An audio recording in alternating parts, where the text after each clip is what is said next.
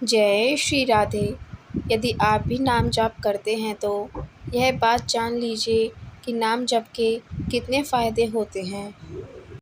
कह रहे कोई भी तपस्वी उसकी समानता नहीं कर सकता। जिसकी जिह्वा के अग्रभाग पर उसने सारी तपस्याएं कर ली, सारे तीर्थ स्नान कर लिए, भागने की जरूरत नहीं। राधा राधा बोलो, सारे तीर्थ स्नानों का फल तुम्हें उसी क्षण मिल जाएगा जो तुम्हारी जिह्वा के अग्रभाग पर श्री हरि का नाम, प्रियाजू का विराज। सारे वेदों का अध्ययन कर लिया, उसे कुछ अध्ययन करने की जरूरत नहीं है।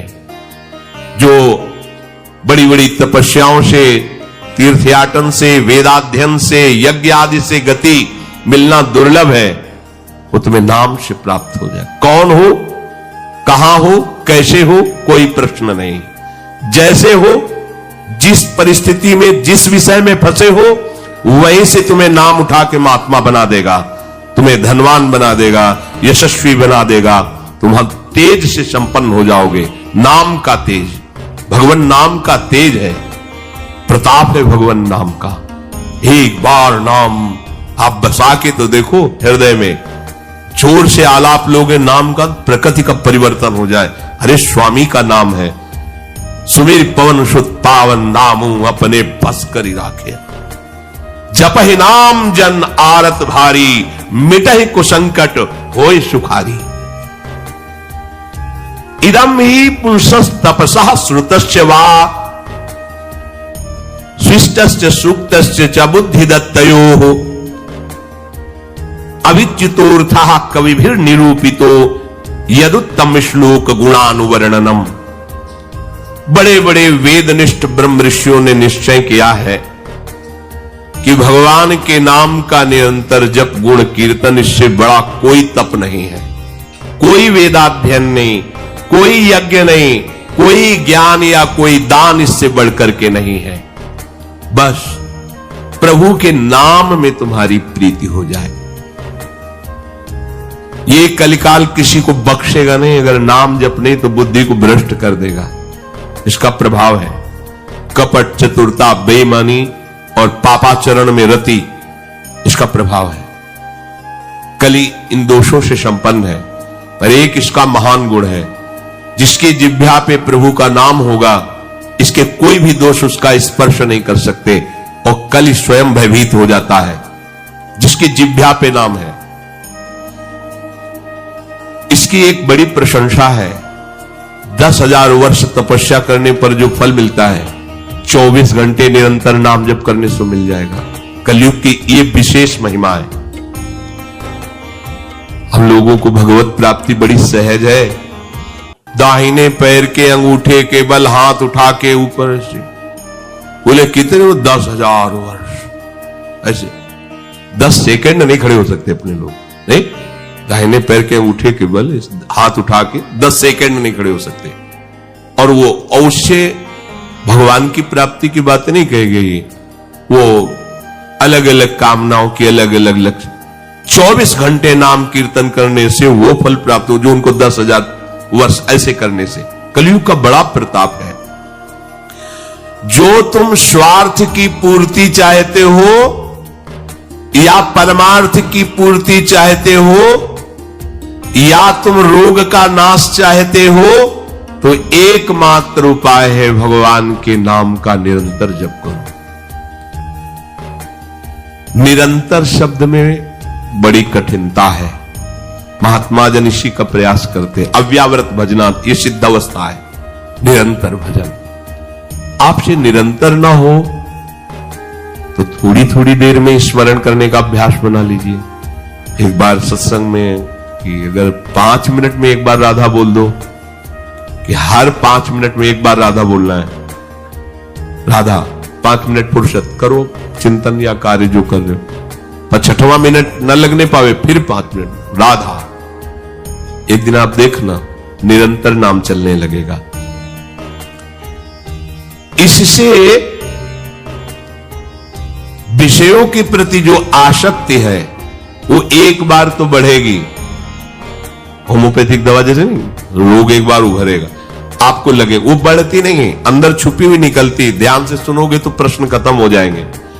अपने लोगों के प्रश्न रहते हैं, जब भजन में बैठते हैं तो बड़ा मन चंचल होता है, बड़ी गंदी बातें आती हैं, ये वो। हम भी कह रहे हैं, जब आप नाम जपना शुरू करोगे तो पहले आपको जलन होगी, आपके अंदर ये विकार दिखाई देंगे, पर ये आते नहीं हैं, ये जाते हैं। धीरे धीरे इनका शमन हो जाएगा। और जब कभी आपको ऐसा लगे कि अब नाम जपने में हमारा एकाग्रमन नहीं हो रहा, तो बहुत सुंदर उपाय, ताली बजाकर नाम कीर्तन करने लगो। अपने को विजय प्राप्त करना है मन पर और विषय भोगा अभ्यास पर। और ये ऐसा नहीं कि ये नाचना गाना ये सब ऐसा नहीं, इससे भगवान की प्राप्ति हो जाती है। जितने बड़े बड़े महान भक्त हुए सब नृत्य करते थे। मीरा जी रात रात भर नृत्य करती गिरधर के सामने। नरसिंह मेहता की करताल प्रसिद्ध थी। 4 भक्त साथ है, करताल लेकर नाचते, गोविंद रीझ जाते हैं। जहां कहीं 4 भक्त मिलकर कीर्तन करते होते हैं, नृत्य करते होते हैं, उन्हीं के बीच में गोविंद भी नाचते होते हैं। हमारी अभी दृष्टि मायाकृति, इसलिए हम देख नहीं पा रहे।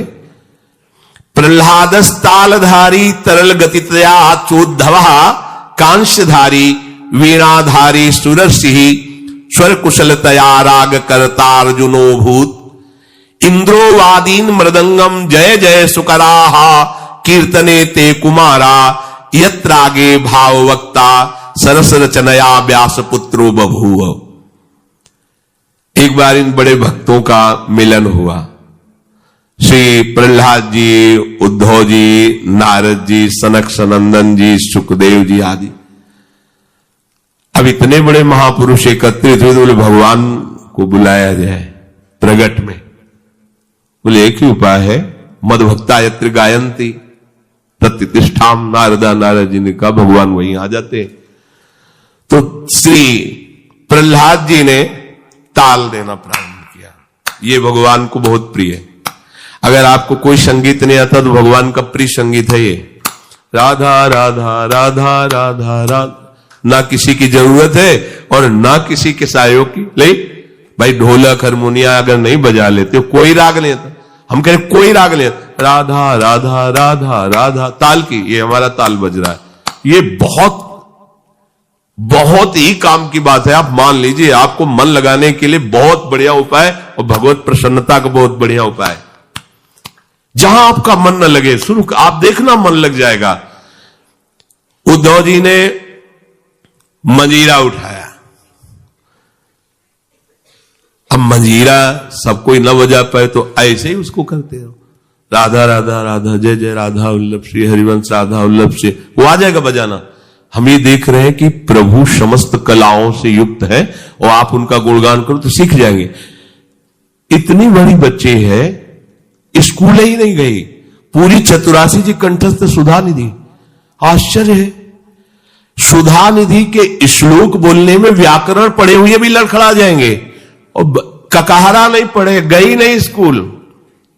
ये सर्वाश्चर्य में सकल विद्या विदित रहस्य श्री हरिवंश हित। हमारी स्वामिनी सकल विद्या विदित है, आश्रय निर्मल हृदय ने लिया, वाणी प्रकाशित है। श्री चतुरासी जी कंठ, हम तो आश्चर्य, पर सर्वाश्चर्य में स्वामिनी जो, इसलिए क्या नहीं आपको ज्ञान हो जाएगा।